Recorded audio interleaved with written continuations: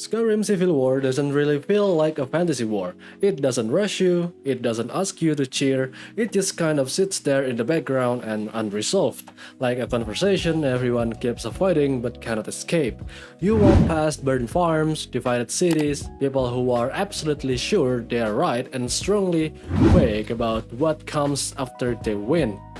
And none of it feels dramatic in the heroic sense. It feels administrative, emotional, and familiar.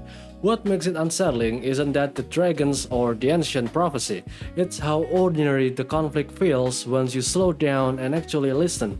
Two sides, both telling entirely consistent stories about survival, dignity, and responsibility. Both convinced that backing down would mean losing everything, and quietly, there's another power watching all of this unfold, doing very little, gaining quite a lot. That's why this war sticks. It doesn't ask who's good, it asks who benefits from it. When you slow down and really sit with Skyrim Civil War, it stops feeling like a questline and starts feeling like a system that's already broken before you ever touch it.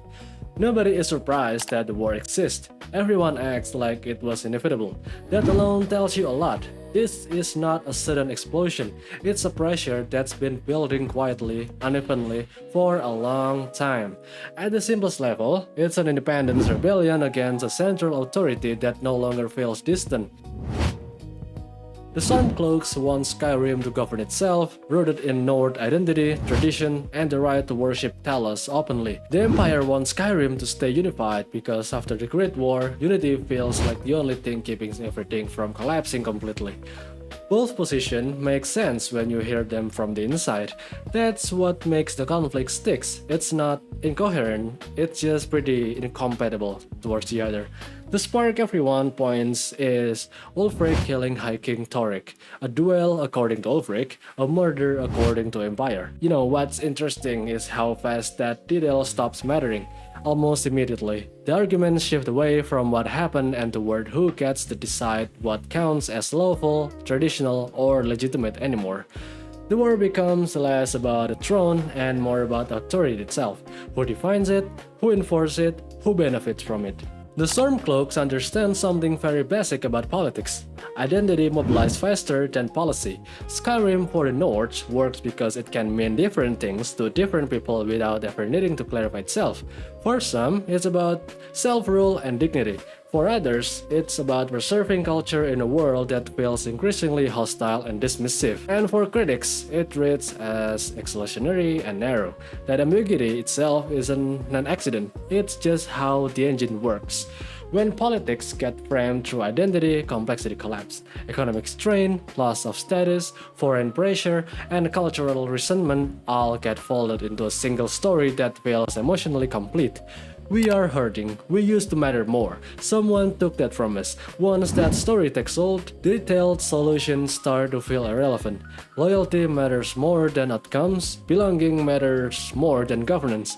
You don't need to fix the system if you believe the system itself is the problem. The Empire comes at this from the opposite direction and somehow lands in a similar trap.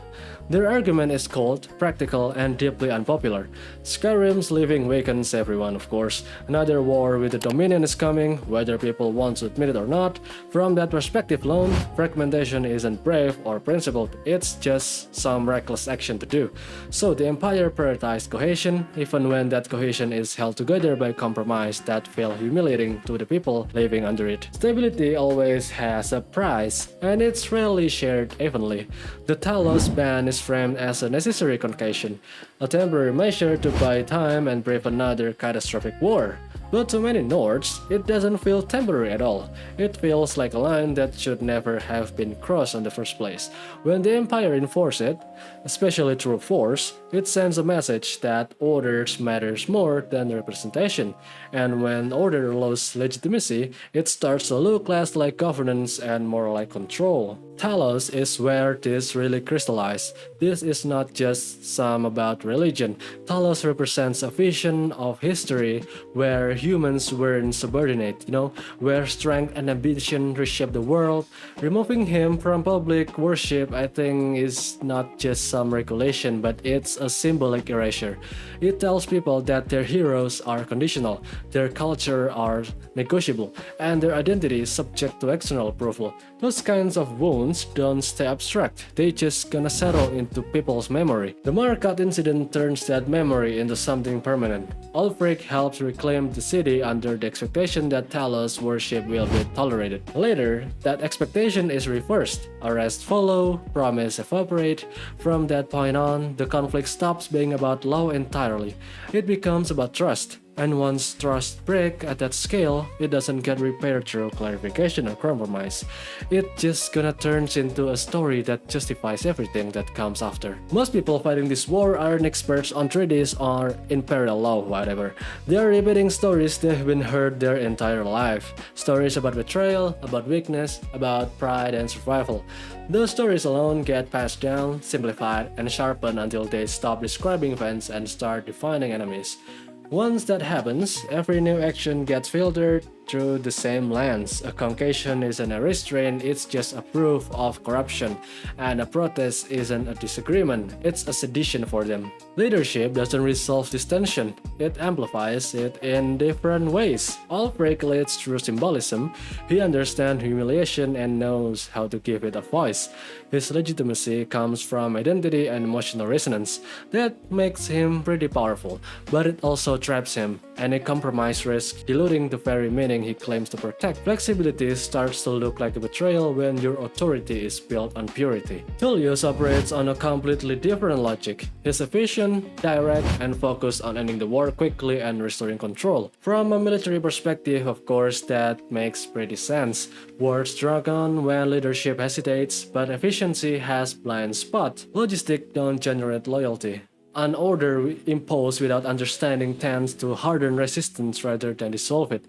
One leader sacrifices adaptability, the other one sacrifices legitimacy. Neither gets to escape the consequence. Meanwhile, the war itself eats away at the state from the inside. Trade routes break down, security fragments, violence become routine. Bandits don't thrive because Skyrim is naturally lawless in the first place.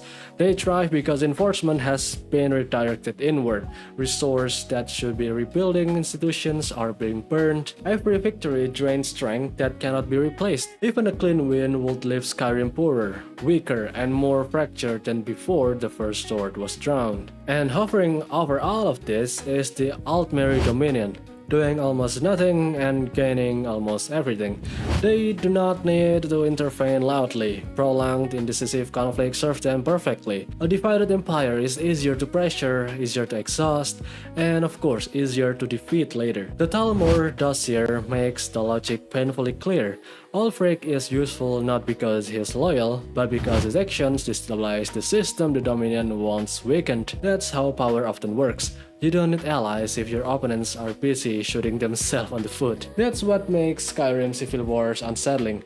Not that one side is evil, but the structure itself rewards division, identity-based mobilization, stability-first governance, and external opportunism reinforce each other until extremism starts to feel reasonable and compromise feels impossible. The system nudges everyone towards a forced version of themselves and then pretends it had no choice. The uncomfortable part is this. Understanding why people act the way they do doesn't mean approving of what they do, but if you cannot accurately describe what the other side believes they're protecting, you're no longer analyzing the conflict, you're part of it, and that's usually the moment when wars stop being preventable. Skyrim Civil War doesn't end unresolved because the writers lacked courage or something like that. I think it ends that way because the conflict itself was never meant to be resolved by its participants. Law, rebellion, honor. That's our surface mechanism. The real stabilizer is the exhaustion. As long as the province stay divided, someone else gets time. If there is an intervention worth imagining, it is not a heroic choice between sides or even reconciliation. It's disruption of the narrative that frames endless tension as responsibility and an obedience as peace. Because by the time a war feels normal, the most powerful actor is no longer the one holding a banner, but the one who never needed to raise one at all.